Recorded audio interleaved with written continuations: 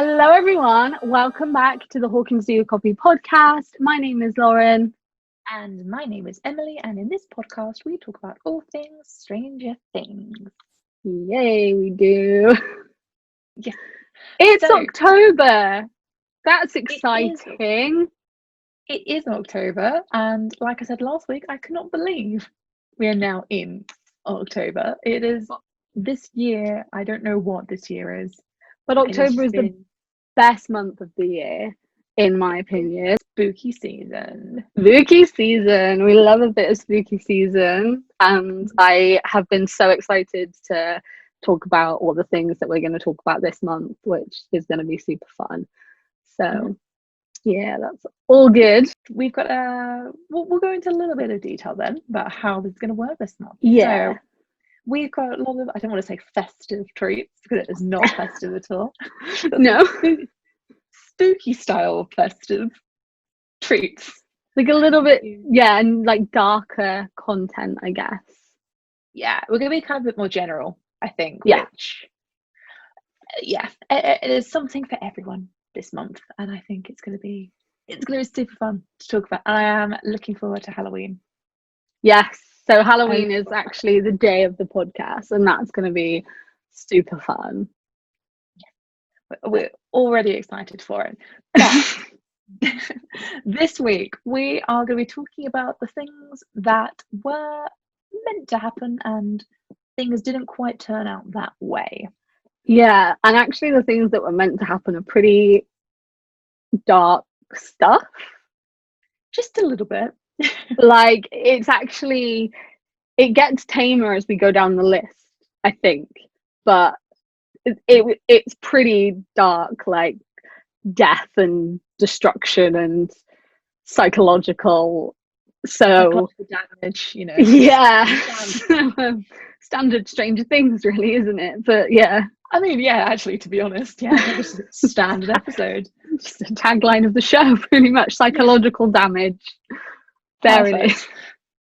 So, obviously, in the making of any show, there are going to be things that don't quite make the cut. That could be for various reasons. That could be purely, as some of the things we're going to talk about here, they are just simply too dark and didn't quite fit with how things were going to be later. Or they got a second season, and so things have to change. So let's start with our number one then. And I'm always very interested in this one, the idea that in episode 3 of season 2, Will was meant to kill Bob in that car journey. Yes. The impact of this would have been horrific. Like the fallout of that whole situation would have just been awful. I can't even fathom how that would have impacted the characters, but also I kind of want to see it. Yeah, I think they said that they changed it because I think it was more they needed Joyce to have a reason to act certain ways at the end. The thing with Joyce with that is that I think that it would have really changed her perspective of lots of different things, because I don't think she would have blamed Will, because one, she's Joyce, and two, she knows that there is some kind of like possession going on. But I just think that Bob didn't actually die by the hands of Will or the Mind Flayer. You know, it was the Demogorgon that ultimately killed him. So, and I think her motive for lots of things is that she watched that happen, and obviously then she becomes a lot more desperate to try and not avenge him, but her anger is so placed on getting the Mind Flayer out and not letting her son go through that same thing.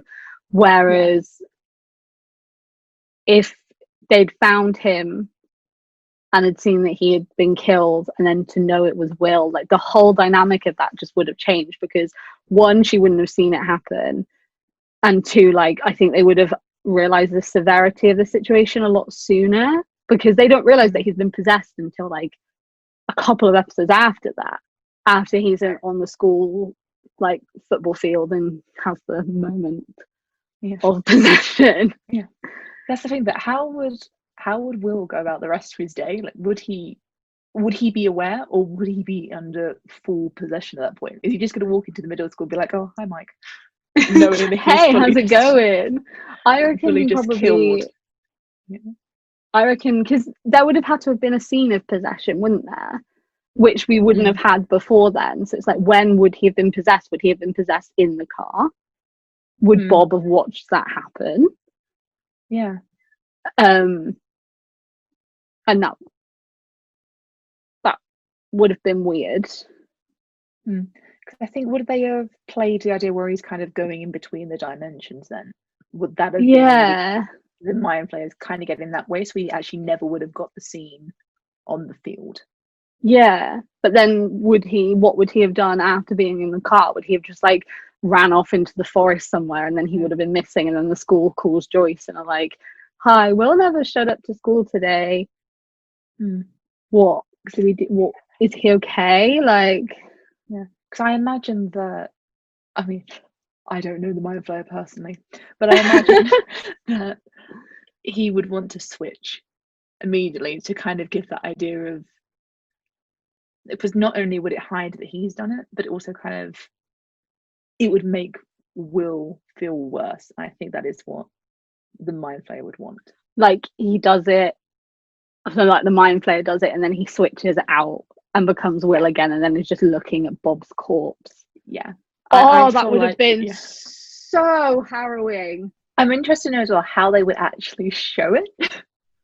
Like would he like eat him? Like, when I imagine it in my head, it's kind of like the way the Demogorgon killed him, but like he's gonna eat him. Like, he gets so possessed, he eats him. That's how it's in my brain. But I didn't even think of that possibility. I was going for like a simple strangle moment. Simple. Well, I just thought about how the Demogorgon killed him, and that's what was in my brain, is that's what would be the same. But I mean, maybe I'll watch too many horror films in which possession is involved, and like, if you think about like The Exorcist and stuff, it would certainly be dark enough that was a reason why they had to change it. It's quite funny when you watch actually Beyond Stranger Things, though, and then when they talk about what was going to happen and the difference in the facial expressions between Noah and Natalia. With Noah, looks like he's having the time of his life. This is the most amazing thing he'd ever heard, and Natalia is just there, like, excuse me. It's a good episode. But that would have been quite fun. It is a good show. It's on Netflix, so you can just go like check it out. But it would have been quite fun for Noah to film, I think. I think he had a lot to do in that season as well, and and I think he even said himself, and I think he said as well that he, like, so much research. I think he said as well that so much research went into it from like his end, and that it was like a real stretch on what he had to do. So imagine adding on top of that. You're going to murder someone. I mean, which in fairness he nearly did in the last episode when he's grabbed Joyce around the neck. But he just never ate them, I guess, from your mind.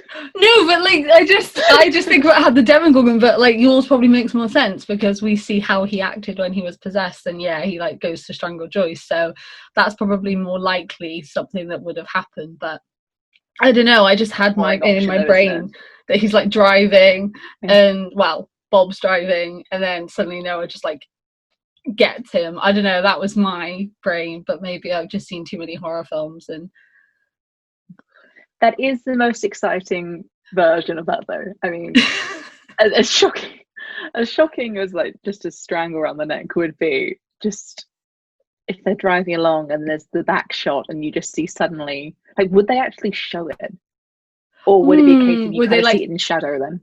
Yeah, or like the back of the car, and then like the car like swerves, and then you just see like Will get out and like walk off into the forest, and then it just zooms in on like dead Bob. Why are we making this so much worse than it needs to be? Like, why? I just got so excited that I like almost threw my glasses off my face. But like, why are we just like making this horrible situation when it didn't happen. So what do we think? Do we think it was a change to keep or a change to make? No, I think it was a good change. Like, it would have been interesting to see, and it would have really like had such an impact and really changed a lot of dynamics, but I do think the way they did go about it was good. Like, I think that the Will's possession was very well, I don't know, like integrated into him. Like, it was very slow and then very creepy, you know, when he says about the bath and he likes it cold and he's just sort of like staring, and it's like a bit creepier, and you can see that the mind flayer is kind of thinking and processing, which I think a monster that's just a monster that you can just like shoot and kill and it can get rid of them isn't as scary as a monster that can also think and calculate the way in which they're going to hurt someone. So one of my favorite, I guess it's a headcanon, about that whole thing is that Mike inadvertently gave the mind flayer that idea, so it kind of fits with the idea of that calculating thing when they're talking about the idea of spying. When they're sitting on the bed, and I think he says, well, you can be our super spy, and then Will, or I guess it could be the mind flayer at that point, because you never quite know really from that episode on. No. After he does the drawing, says, but what if he spies back? And like, well, we won't let him. And then we know full well then what happened past that. That's exactly what the mind flayer does. Yeah. It's my personal headcanon on it. It's probably not true, but I like to think that it all ties together with that. What is interesting about that though, and I spoke to you about this yesterday, the idea that everything that happens to Will seems to happen on episode 3. That was an interesting thing to notice. So in season 1, his body is found in the lake in episode 3. Season 2, that's when the possession starts, in episode 3, and then season 3, everything goes wrong. That he loses friendships, he destroys his happy place, and then feels that the mind flayer is back. So he's looking forward to season 4. Anyway, what's going to happen in episode 3 of season 4? We can't wait to find out. That's a little, you know, I digress moment there. Should we move on to the second one? So this is the idea that Elle and Steve were meant to die in season 1. I find this very interesting.